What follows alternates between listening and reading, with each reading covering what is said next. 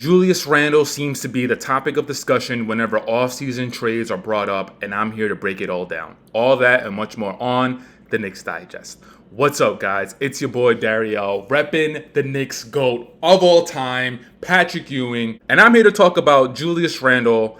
And it seems like whenever the NBA offseason happens, right now, today is July 26th. We're in the dog days of NBA offseason. We're 2 days away from USA opening up their Olympic Games against Serbia. That's very exciting. But here in the States, the Julius Randle slander is going crazy. Bleacher Report proposed a mock trade that sends Julius Randle to the Houston Rockets, and the Knicks received Jabari Smith Jr., Jock Landale, Jeff Green, and the 2027 first-round pick, which is a top 5 protected. Now listen, man.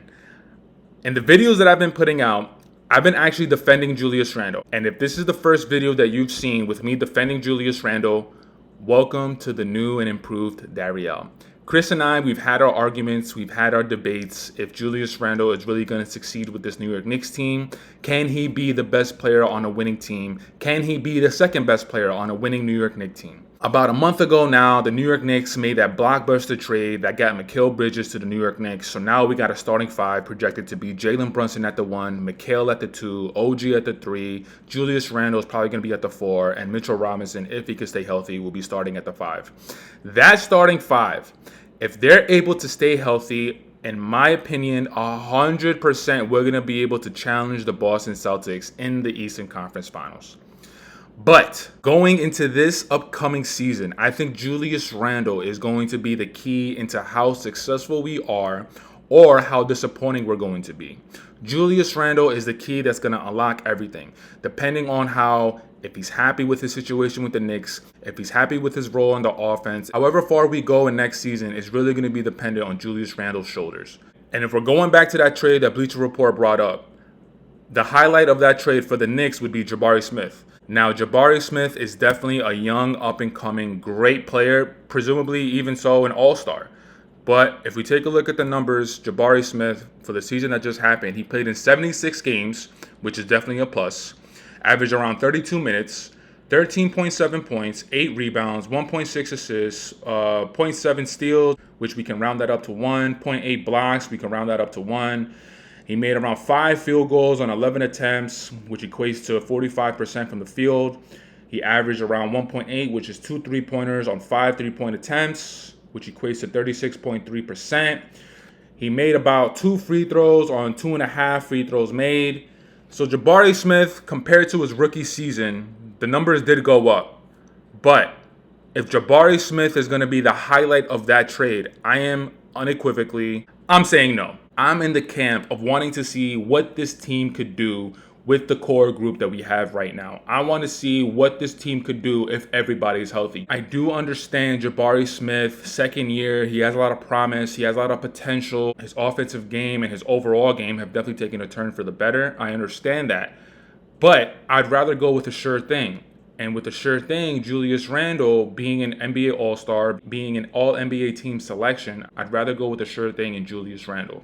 In another proposed trade, this one being brought up by Heavy on Sports, this proposed trade would actually send Julius Randle to the Memphis Grizzlies, and the New York Knicks would receive Jaren Jackson Jr., a 2026 first-round pick, as well as a 2029 first-round pick. Now, this trade is actually a little bit more interesting than the Houston Rockets one. Why do you ask? I think if hypothetically we were able to actually execute this trade, Jaren Jackson Jr. would actually be starting over Mitchell Robinson. Now, as far as if Mitchell Robinson would be happy with his role coming off the bench, that's not for me to talk about. Hopefully Mitchell Robinson, if this hypothetical trade were to go through, hopefully he'd be a team player and he'd willingly be coming off the bench. But what we get with Jaren Jackson Jr. is something that we need to get from the starting 5 position. And I'm not talking about blocks. I'm not talking about rebounds. I'm actually talking about durability. If we take a look at Jaren Jackson's games played within the last few seasons, Let's go back to his rookie season in 2018-2019. We're looking at 58 games, then 57. The 2020-2021 definitely took a dip with 11 games. But then look at all the games he's played since that season. 2021-2022, we're looking at 78. Then we're looking at 63. Then we're looking at 66. So Jaren Jackson Jr. has shown us that he's been able to be durable. And of course, there's that infamous quote, the best ability is durability. And I would be remiss if I didn't mention that what Jaren Jackson Jr. is actually able to provide in the starting five position is some sort of offensive output. Jaren Jackson Jr., if we take a look at his numbers, specifically for this past season, like I just went over, 66 games played, 22.5 points, 5.5 rebounds, 2.3 assists, 1.2 steals, 1.6 blocks. So he averaged around 7.8 field goals made on 17.6 field goals attempted, which equates to 44.4%.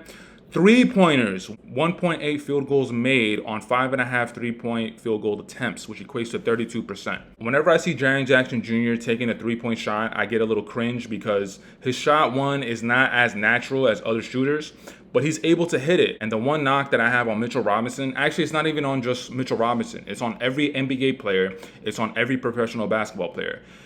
If you're a professional basketball player and you're not able to have at least one offensive move, I don't care if you're a big, I don't care if you're a guard, I don't care if you're a substitution player coming off the bench.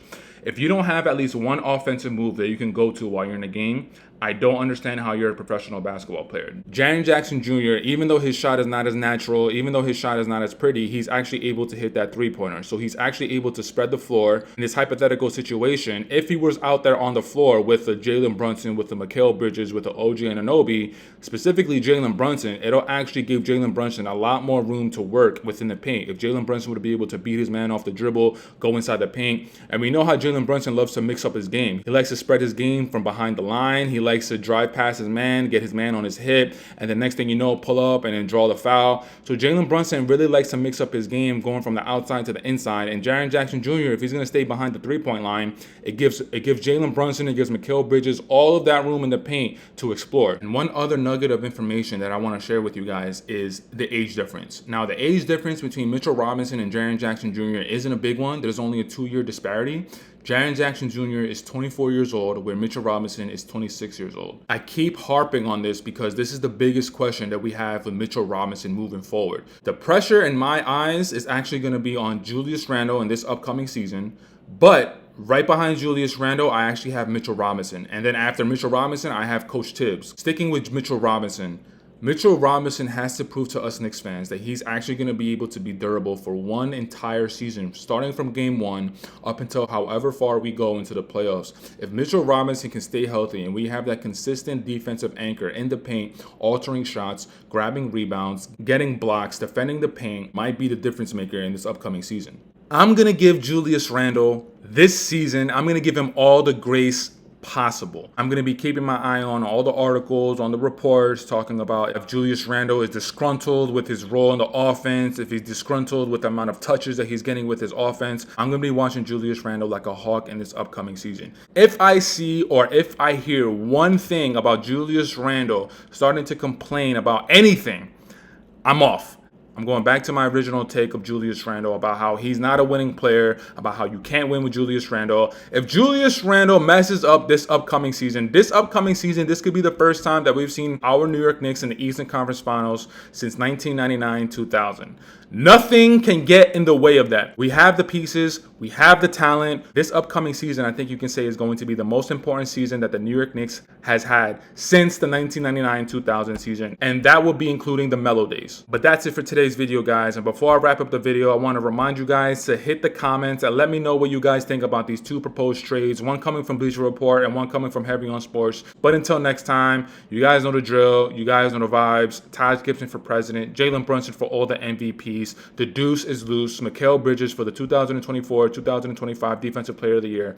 And until next time, I'll check you out in the next video.